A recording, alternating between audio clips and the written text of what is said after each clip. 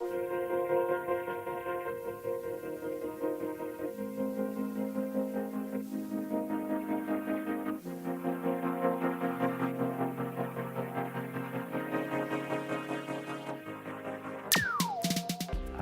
publish Faesthetic magazine, and I am the curator of the show.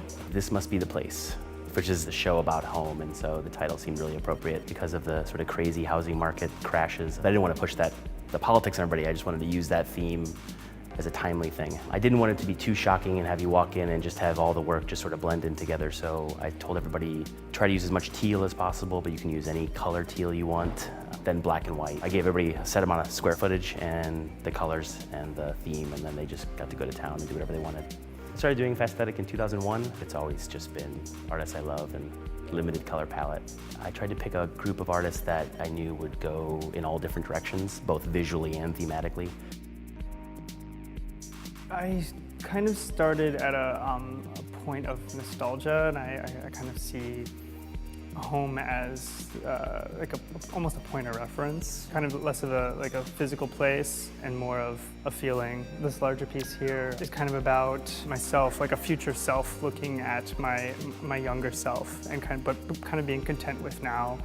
I kind of ran with this palette that I kind of worked on, really just from the show, from working with the original color palette. I think I got to show a little more of what I wanted to show. I think all of my work, there's a sense of playfulness. Most of my work is really concept driven, just very simple visual clues and ideas, but when you represent them graphically, they're a little more profound. A lot of the stuff that I have is kind of about wealth and acquisition, but also the possible hidden evils of what on one level looks to be like a fantastic status symbol of a remarkable home. I first started with the wallpaper. The pattern that I worked on, it's got a lot of some sort of over-the-top luxury, ridiculous excess. I'd get really angry if I had to live in a room that was patterned with this. I've been thinking a lot about the things people own and the stuff that I own and the stuff that I can't own. They're taking on kind of a mythological element as well as kind of a little bit sinister. And so a lot of tools appear in my work. The coffin's not supposed to be threatening. I'm not trying to be morose. It's supposed to be kind of an escape. You can't help but have your eye drawn to that as sort of like a hiding place from all the rest of the visual noise. And I thought that that was also a good metaphorical counterpoint as well as visual. We just got married in December, so home seemed absolutely perfect for us because we were already thinking about different home motifs, and we were able to incorporate that in a really abstract way. When we're shopping for a house, we're constantly going into rooms that we're sort of like always reimagining or looking at the space differently or what it could be, so we sort of push it down to its simplest forms. We're interested in three-dimensional spaces flattened. We're always interested in this photographic depiction of a three-dimensional space, but then ultimately in the magazine is flattened to a two-dimensional space. This was the first opportunity where we sort of get to jump off of the page, and it's all happening kind of spontaneously from the actual environment that we're in. It all came together as we went along, just conversation back and forth.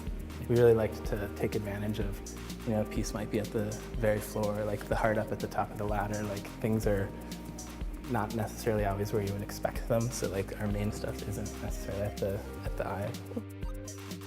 I do a lot of work with cartography and maps, so when I was told the theme, I knew exactly that would be the road I would go down. Teal can be really green or really blue, depending on who is mixing the colors. Only one is an actual place. This is Lake Erie.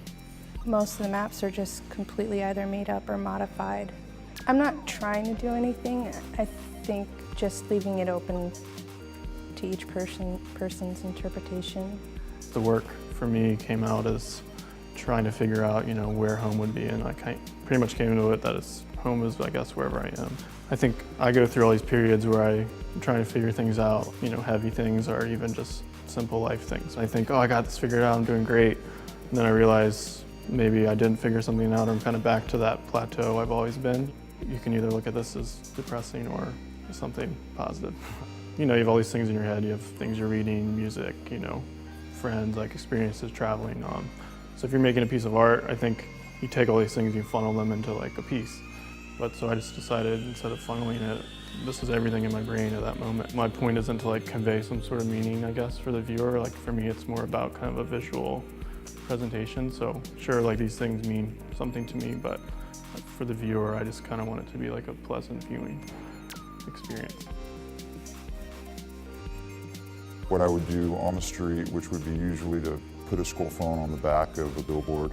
So what was on the front of the billboard wasn't really a concern of mine, but it worked out that during the setup of the show, we decided I was going to show a very small piece, which was only like 6.5 inches tall. We played with scale and blew it up to be the size of the billboard on the front of it. It was just my attempt to document where we are in the world right now, and Los Angeles and whatever, with how our outdoor spaces are changing to digital spaces, which means that it's increasingly becoming deletable and reprogrammable from remote locations. So I'm truly just documenting where we're at with outdoor space, and digital media is a major part of it now, not only in Times Square or on the Sunset Strip, but in your backyard in a cul-de-sac.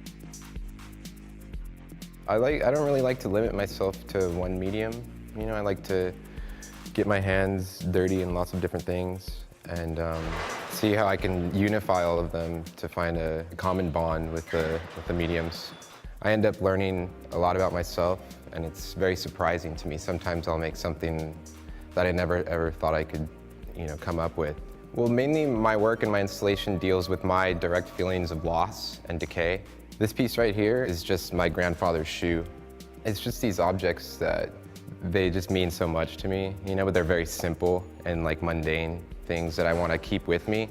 People can relate to that as well because they have objects, that they can, feel connected with, and your idea of home is constantly changing.